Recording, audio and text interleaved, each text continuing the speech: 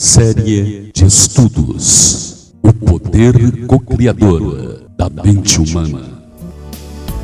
O que eu ando construindo aqui dentro de mim, o que eu ando irradiando em torno de mim, aonde eu ando guardando meus tesouros, no vaso da alma, num pote de ouro.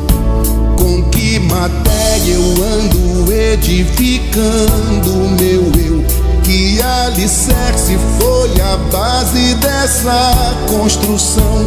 O pensamento é argamassa e tijolo do mundo que eu vivo, carrego comigo.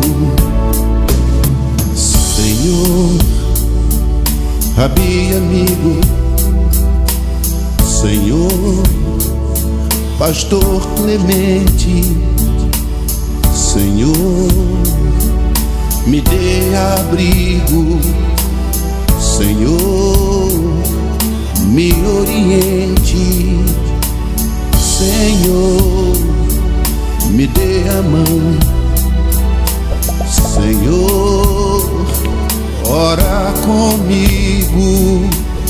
De novo primeiro, Pai Nosso. De novo primeiro, Pai Nosso. Deus, o pensamento criador, fonte de onde tudo emanou. Jesus, o testamento redentor, conduz. O que eu ando construindo aqui dentro de mim, o que eu ando irradiando em torno de mim, aonde eu ando guardando meus tesouros, no vaso da alma, num pote de ouro. Com que matéria eu ando edificando meu eu? Que alicerce foi a base dessa construção? O pensamento é argamassa e tijolo do mundo que eu vivo, carrego comigo.